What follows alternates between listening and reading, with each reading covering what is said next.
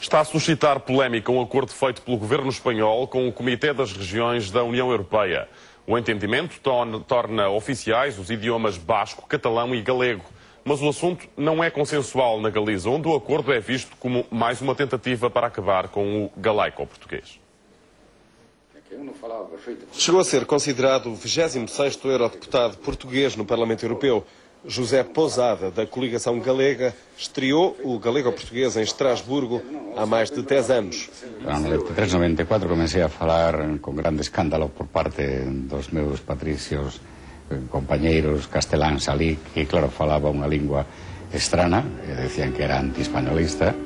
Camilo Nogueira, do Bloco Nacionalista Galego, seguiu-lhe o exemplo. Eu parto da base de que o galego e o português atual são a mesma língua, não? Na Galiza, há vários movimentos e associações que defendem a reintegração do galego no universo da lusofonia. Na verdade, a questão podia ser meramente linguística, mas não é. E situa-se na sempre difícil gestão política dos impulsos autonómicos por parte do Estado espanhol. Durante a ditadura, simplesmente o galego era proibido. Não fazia falta dar mais explicações. A política mudou, em lugar de proibir, agora o que fazem é fomentar qualquer forma de galego que o afaste do português. Um recente acordo entre Madrid e o Comitê das Nações da União Europeia prevê que todas as comunicações dos cidadãos galegos, bascos ou catalães possam ser escritas ou faladas na respectiva língua, mas passando sempre a ser traduzido para castelhano por um organismo nomeado para o efeito pelo governo espanhol. A resposta não se fez esperar. A Associação de Amizade Galiza-Portugal e o Movimento de Defesa da Língua promoveram e enviaram uma petição ao Parlamento Europeu contestando o que dizem ser uma tentativa de segregação linguística. Os galegos, através do português, já estamos a utilizar a nossa língua no Parlamento Europeu. Então, qual é o sentido de o governo espanhol fomentar esta suposta língua galega diferente do português? É evidente, é garantir a superioridade do castelhano. Todos os que me traduciron do galego a todas as línguas non tiveron ningún problema en recoñecer o que eu falaba como português, o galego que estou a falar neste momento, não? Basicamente era português que ele falava. Quem tinha que trabalhar nessa altura eram os meus colegas da cabine espanhola. E os portugueses não ouviam? Trabalhávamos. Sempre que há uma intervenção em português em qualquer reunião, a cabine portuguesa cala-se. E para os 200 signatários da petição, assim deve continuar a ser. Mas em Estrasburgo a pretensão galega parece não ter grandes apoios, nem junto dos eurodeputados portugueses e muito menos dos políticos espanhóis. O português é que é uma língua oficial do Parlamento Europeu. A sua matriz originária, com certeza que é o galego, mas há aí uma distinção política que é importante, embora haja uma grande semelhança entre as duas línguas. Acho interessante essa vontade que eles continuam a manifestar de aproximação ao português, mas temos de entender isso também como uma forma de demarcação em relação ao castelhano. El gallego es una lengua que se habla en España, en el noroeste de España, que se parece mucho al portugués, pero son lenguas distintas.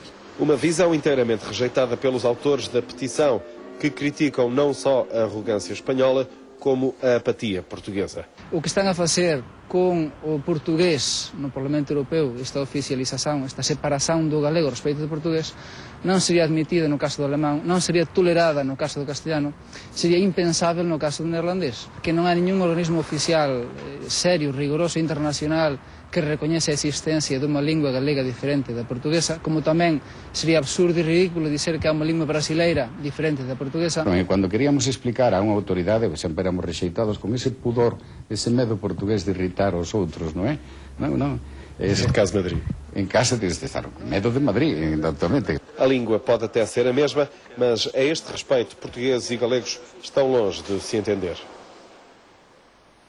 Esta questão está mesmo a dividir os galegos. A norte do Minho, o castelhano é a verdadeira língua de trabalho e o galego usa-se sobretudo em casa. O português, na língua como no resto, é praticamente ignorado. Ok, reparem, uma diferença entre Portugal e a Galiza. Na Galiza só ficou nisso. Em Portugal foi aproveitado para criar novas palavras, que são as graves. Quando, por exemplo, um preso está na prisão. A proximidade linguística e geográfica é uma evidência, mas por estranho que pareça, o ensino de português na Galiza é ainda escasso. Resume-se a 7 das 11 escolas de idiomas e alguns institutos. E só agora é que se deram os primeiros passos para a introdução do português como língua estrangeira no ensino secundário. Por oposição, na Extremadura, há mais de 6.000 alunos a aprender português graças a um programa de reforço das relações bilaterais apoiado pela junta local. Uma situação difícil de encarar por parte dos que gostariam de ver a Galiza fazer parte do universo de lusofalantes. A día de hoxe, a lingua vehicular que a administración ofrece para a cultura, para a economía, para a política realmente neste país é, obviamente, aínda o castellano. Entón, nese sentido, sí que hai unha certa propaganda por parte da administración de que o galego é a nosa lingua, de que entre nós en galego, mas nós non concordamos con que só entre nós en galego. O drama galego é que se vive numa espécie de esquizofrenia linguística. Nas ruas convivem as duas ortografias. No entanto, o castelhano impõe-se na administração e nas elites e o galego sobrevive nas áreas rurais. Mais, a variante oficial do galego é por muitos considerada uma deturpação da língua, da qual resulta uma espécie de portunhol. A consequência é que o galego que se escuta em casa não é o mesmo que as crianças aprendem na escola. Os miúdos están a odiar o galego porque está num idioma que non é o mismo que se escoita na casa. Os que son galegos falantes son os que máis reproban as probas no galego na escola. É curioso, é absurdo. Por qué? Porque están a falar unha lingua artificiosa, intelectualoide. O problema é que xustamente na Galiza se impuso na transición democrática unha norma para o galego que polos creadores da norma pretendían consolidar o galego como unha lingua diferente do portugués, non? O sea que eu estou en desacordo e xa era diputado no Parlamento da Galiza naquel tempo e mostrei o meu desacordo claramente como sigo facendo, non? É certo que esta questão passa ao lado da maioria, quer galegos, quer portugueses. Mas muito do trabalho destes movimentos, chamemos-lhes de lusistas, passa por chamar a atenção de um e outro lado do Minho para o património linguístico comum. Permítame a presunção neste momento, o portugués máis xenuíno do mundo fálase dentro da Galiza en Fisterra e en moitos puntos da costa galega.